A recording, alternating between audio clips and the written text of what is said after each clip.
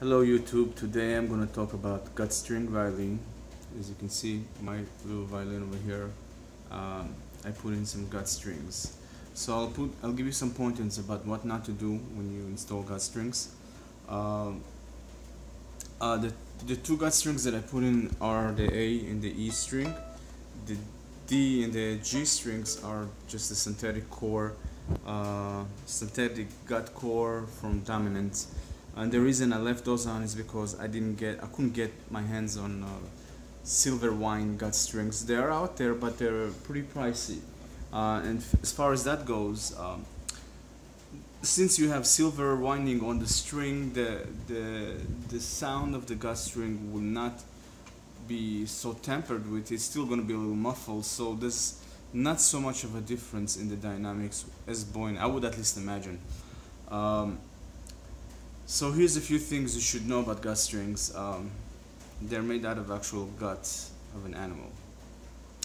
And then, gut strings do not come with little balls in the end, just like if you can see on the other strings are mounted on the fine tuners.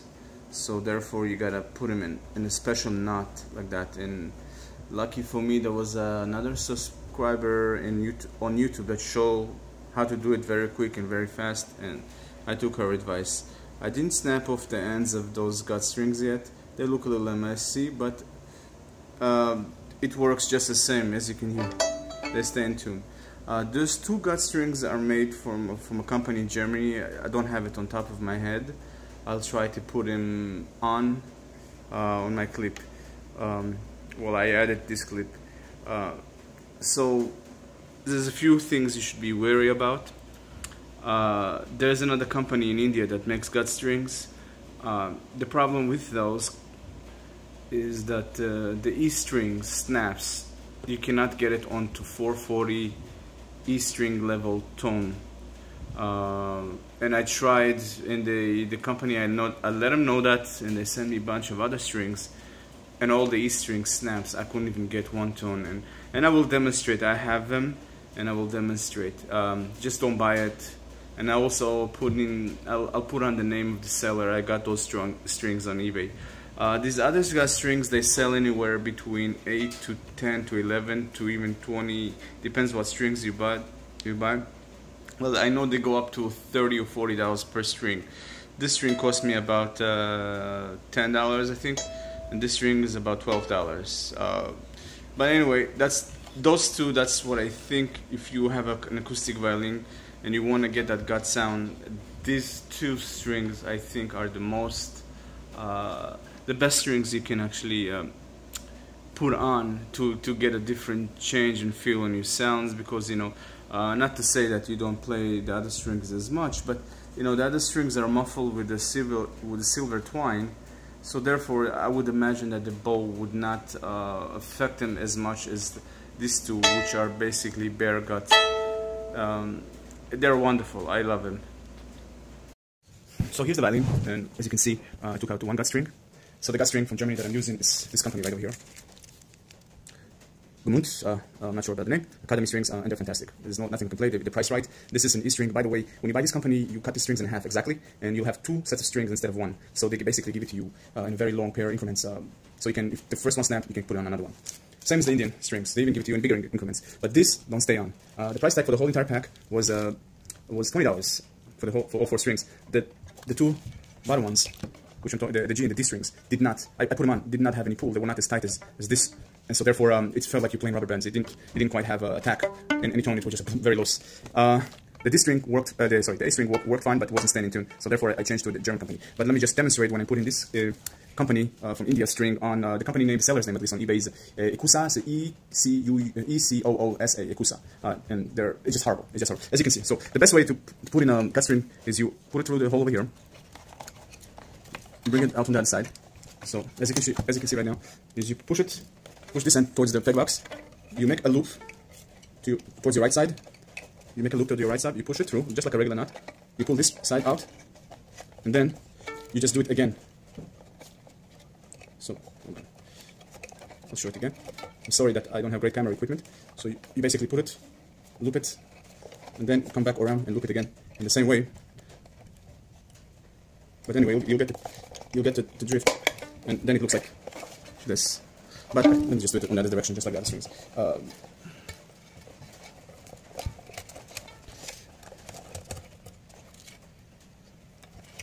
Alright, so we put that in here again. We'll try it again. I'm sorry, I'm not so great at it, but I'm still practicing.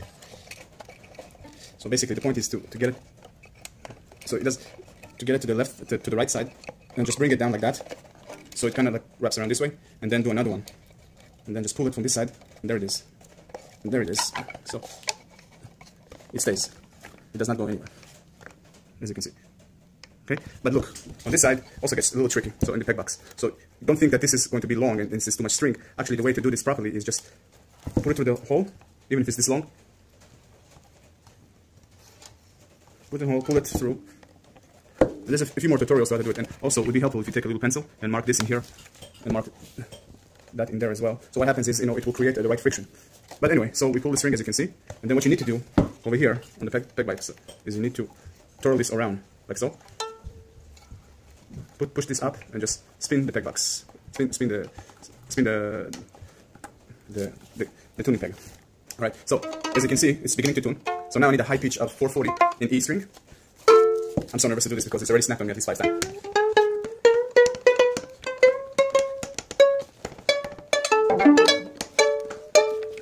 I'm so scared. Sorry. Now this is going a little slower than.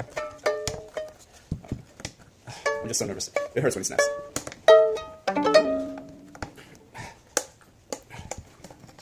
I'm going to bring it down more into the middle of the peg.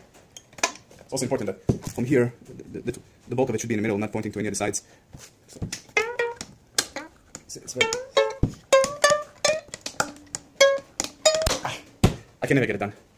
And this has been the problem all the time. I got it, and I can't get it done. So there you go. That's a demonstration for this. As you can see, it still stayed on here. So there's a problem with this manufacturing, and it's not right on me. It hurt it. Putting back the old string. Okay, so same procedure. I just took it off for this clip. Just to show. So this string has been used before. Still not nervous to putting it back on because I know that this is a good string. As simple as that. So here it is. We're gonna tie it. First knot. Only there's 2 knots around. So the first knot, you loop it around and put it through the thing, and the second knot goes right back this way and over here this way. Perfect. And that's it. That's really what you need. And then you can remove this extra twine. Again, same thing over here. We have an extra twine over here.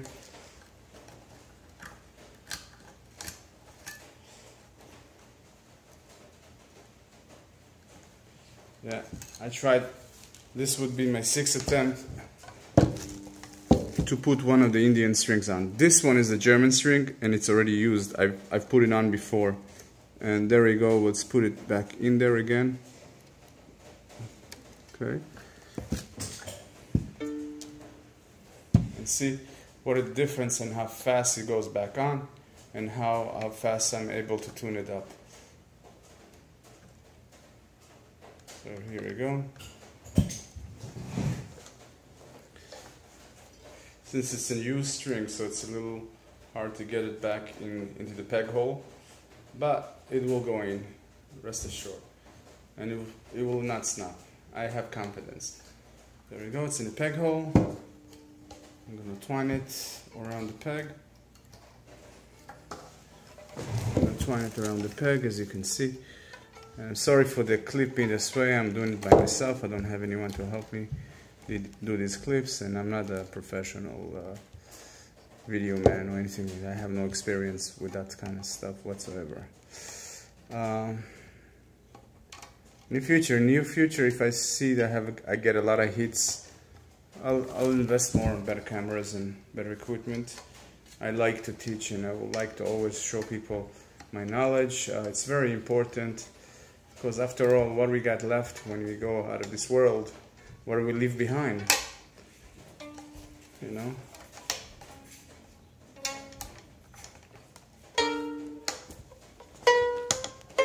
See?